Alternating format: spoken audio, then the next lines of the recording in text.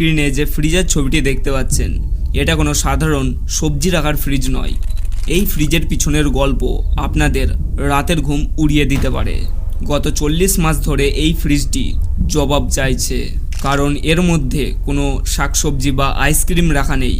এর মধ্যে আছে একটি মানুষের পচা গলে যাওয়া কঙ্কাল। 40 মাস ধরে এই কঙ্কালটিকে ফ্রিজেই বা রেখেছে কেন? এর পিছনের রহস্য বড়ই অদ্ভুত। এই রহস্য জানতে গেলে আমাদের চলে যেতে হবে গত 5 বছর আগে এক ঘন রাতে। এই ঘটনাটি হলো উত্তরপ্রদেশ যশবন্তনগরের 2020 19 সেপ্টেম্বর। প্রথমে এই মেয়েটিকে দেখুন। মেয়েটির নাম হলো রীতা, মাত্র 22 বয়সের সাধারণ একটি মেয়ে। সেই 19 সেপ্টেম্বরের রাত সাধারণ রাতের মতোই ছিল, কিন্তু সেই রাতে রীতার সাথে এমন কিছু হয়ে যায় যে কারণে শুধু রীতার পরিবারই নয়, গোটা গ্রামের মানুষ থমকে যায়। আসলে সেদিন রাতে রীতা কিছু কাজের জন্য বাড়ি থেকে তো বের হয়, কিন্তু আর কোনো দিন বাড়ি ফিরে না। সে স্বপ্নেও ভাবেনি তার জীবন এত তাড়াতাড়ি আর এত ভয়ঙ্করভাবে শেষ হবে। সেই রাতে রীতা এমনভাবে অদৃশ্য হয়ে যায় যেন হাওয়াতে ধোঁয়া।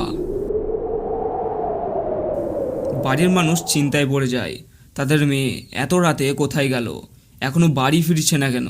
রীতার বন্ধু বান্ধবদের কল করা হয়, সকল রিলেটিভ মানুষদেরও কল করা হয়, কিন্তু রীতাকে কোথাও খুঁজে পাওয়া যাচ্ছিল না।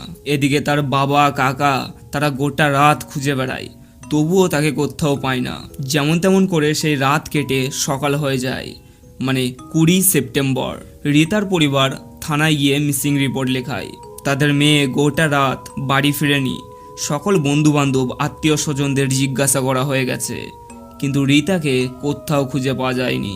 এই শুনে পুলিশ তাদের জিজ্ঞাসা করলো, আপনাদের কি কারোর উপর সন্দেহ আছে যে হয়তো তার কারণে রীতার কিছু হয়েছে? তখন পরিবারের মুখে একটাই নাম উঠে আসে, রামকুমার। 1 সপ্তাহ কেটে যায়, তবুও রীতার কোনো সাড়া শব্দ নেই। হঠাৎ করে একদিন একটি চাষি সকাল সকাল নিজের জমিতে কাজ করতে গিয়ে এমন কিছু দেখে নেয় যে কারণে সে ভয় পেয়ে দৌড়ে লোকজনদের ডেকে সেখানে জড়ো করায়, কারণ সেখানে পড়েছিল একটি মানুষের কঙ্কাল। যত তাড়াতাড়ি হোক সেখানে পুলিশ পৌঁছায়। পুলিশের জন্য আইডেন্টিফাই করা খুবই কঠিন। সাধারণ একটি কঙ্কাল দিয়ে কিভাবে তার পরিচয় জানা যাবে? কঙ্কাল দিয়ে চেনা যাবে না সে কে। তাই পুলিশ আশেপাশে ঘুরে ঘুরে দেখতে লাগলো, হয়তো যদি কিছু পেয়ে যায়। তখনই পুলিশ দেখতে পেল মেয়েদের একজোড়া চপ্পল এবং কিছু চুড়ি, আর অনেক দূরে পড়ে আছে একটি কাপড়। এবার তো পুলিশ কনফার্ম হলো এই কঙ্কালটি কোনো মেয়ের। যখনই এই খবর গ্রামে ছড়িয়ে যায় তখনই সবাই ভাবছিল এটা রীতা নয় তো। তাই শুনে রীতার পরিবারের মানুষ সেখানে কাঁদতে কাঁদতে গিয়ে পৌঁছায়। যখনই তারা দেখে সেই চপ্পল, সেই চুড়ি, সেই কাপড়, তখনই না থেমে জোরে জোরে কান্নাকাটি শুরু করে দেয়। তারা ভেবেই নিয়েছিল এই কঙ্কালটি তাদের মেয়ের, কিন্তু ঘটনাস্থলে পুলিশও হাজির ছিল। আর পুলিশ কোনো লাশ দেখলেই সেটাকে নিজের কবজায় করে নেয়। এখানেও তেমনটাই হলো। তবুও কনফার্ম ছিল না যে এটাই রীতা। তাই পুলিশেরা পরিবারকে না দিয়ে সেই কঙ্কালটি নিজের কবজায় করে নেয়। সেটাকে ফ্রিজে রেখে পোস্টমর্টমের জন্য পাঠিয়ে দেয়, যেটা স্ক্রিনে এখন দেখতে পাচ্ছেন। রীতার পরিবারকে বলা হয়, এই কঙ্কাল আপনারা তখনই পাবেন যখন আমাদের ইনভেস্টিগেশন পূরণ হবে, যখন জানা যাবে এটা রীতা নাকি অন্য কেউ। এদিকে তার মা বাবা দিন রাত থানার কাছে ঘোরাঘুরি করে। প্রত্যেকটা দিন এই আশা নিয়েই থাকতো যে আজ হয়তো দিয়ে দেবে, আজ হয়তো দিয়ে দেবে। কিন্তু পুলিশ তাদের একটাই কথা বলে, যখন প্রমাণ হয়ে যাবে যে এটাই রীতা, তখনই এই কঙ্কাল আপনাদের হাতে তুলে দেওয়া হবে। পুলিশ আরও বলে, প্রথমে ডিএনএ টেস্ট হবে, যদি মিলে যায় তারপরেই আমরা সঠিক সিদ্ধান্ত নিতে পারবো। রীতার মা বাবা ভাবলো, ঠিক আছে ডিএনএ টেস্ট হতেই বা কত দেরি, 1 সপ্তাহ 2 সপ্তাহ, তার চেয়ে তো বেশি না। রীতা নিখোঁজ হয়েছিল 19 সেপ্টেম্বর। কঙ্কাল পাওয়া গেছিল তার 5 দিন পর, মানে 24 সেপ্টেম্বর। দেখতে দেখতে 2020 কেটে যায়, তারপর 21 কেটে যায়, আর এখন সময় চলে আসে 2022। ঘটনাটি ঘটে যাওয়া 1.5 বছর হয়ে যায়। রীতা এখনও সেই কঙ্কাল হয়ে ফ্রিজের মধ্যেই পড়ে থাকে। তার মা বাবা থানার চক্কর লাগিয়ে লাগিয়ে মাথা খারাপ। তারা বলে যেদিন মন সেদিন আসুক ডিএনএ রিপোর্ট, আমাদের ব্যাস কঙ্কালটা দিয়ে দাও, অন্তিম বিদায় জানাতে চাই। এতে আমরাও শান্তি পাবো এবং রীতার আত্মাও শান্তি পাবে। কিন্তু সুখ শান্তির মাঝে দাঁড়িয়েছিল আইনের দেওয়াল। পুলিশ একই কথা বলে, যখন ডিএনএ টেস্ট হবে তারপরেই আমরা সঠিক সিদ্ধান্ত নিতে পারবো। পুলিশ এইটুকু কাজও ঠিকভাবে করতে পারছে না। সামান্য ডিএনএ কালেক্ট করে দেখা যে এটা রীতার নাকি অন্য কারোর। নির্লজ্জেরও একটি সীমা থাকে।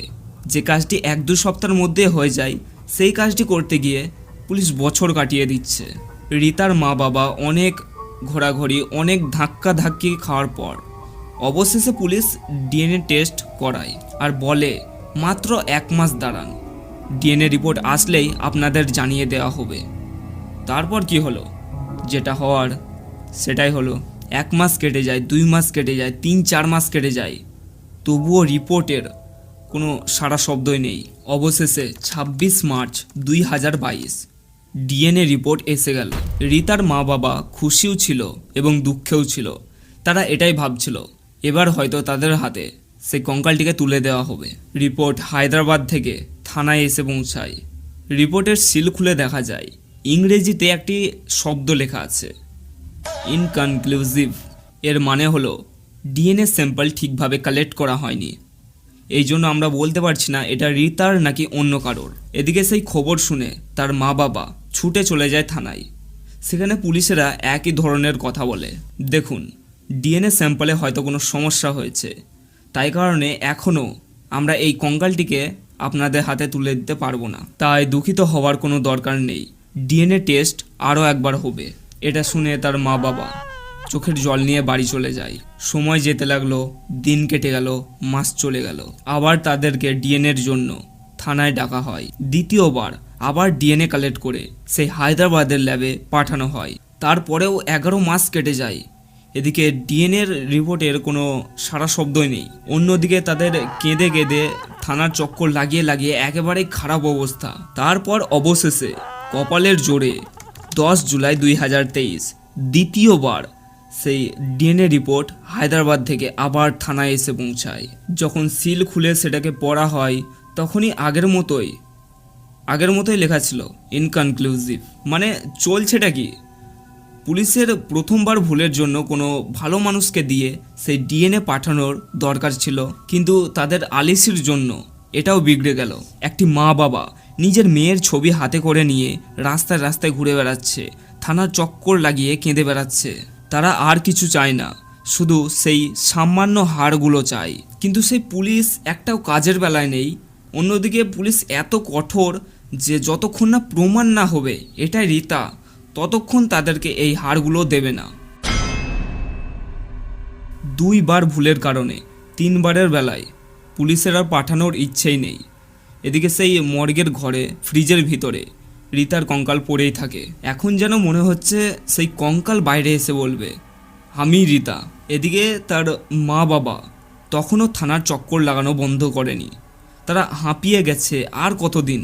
তখনই এক ভালো মানুষ তাদেরকে একটা যুক্তি দেয়।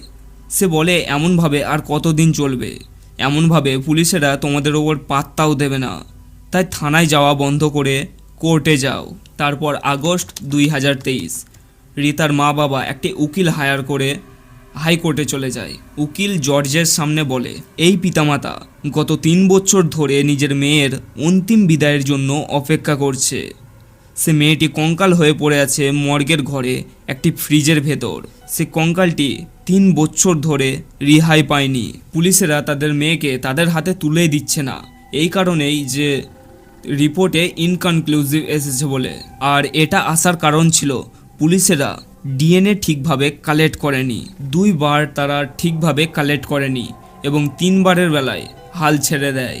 এই সব কিছু শোনার পর জর্জ সাহেবেরও চোখে জল চলে আসে। তখনই তিনি রাগের মাথায় এসে পুলিশকে হুঙ্কার লাগিয়ে বলে 3 বছর ধরে ফ্রিজে পড়ে থাকা কঙ্কালটি এখনও কেন বিচার পায়নি।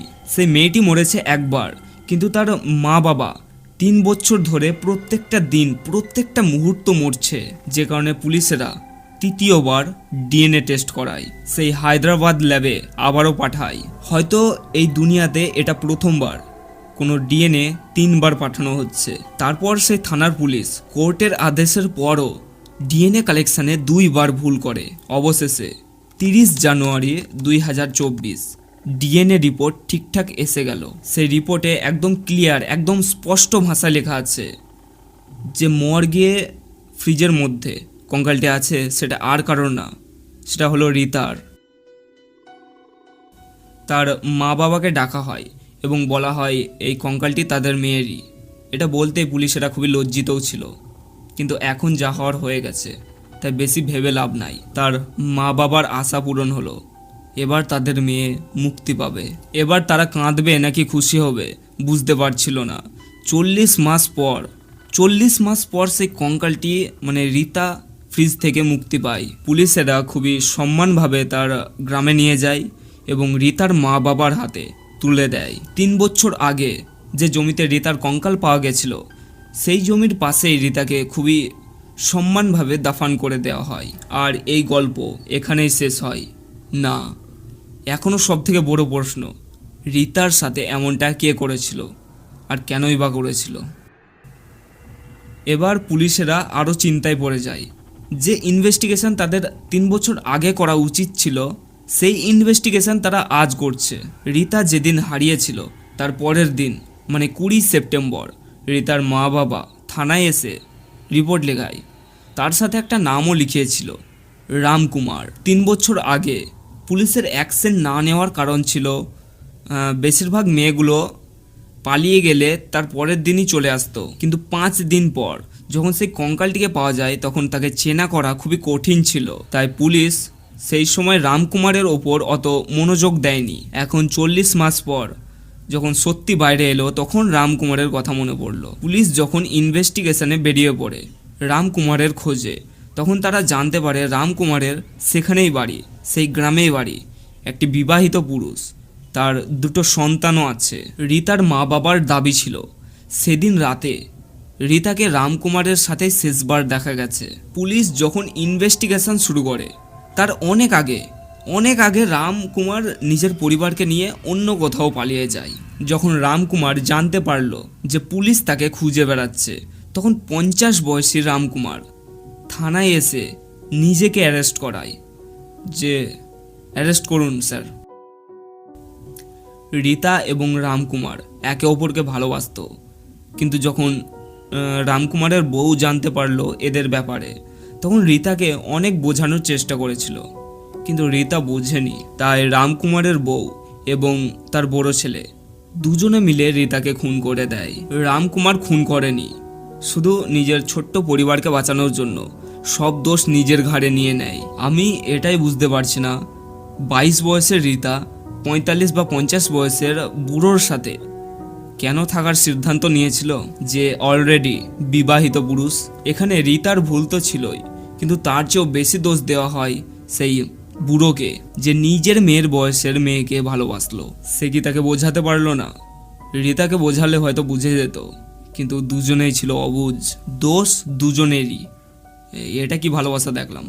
এ ভালোবাসার নাম কি দিতে চান?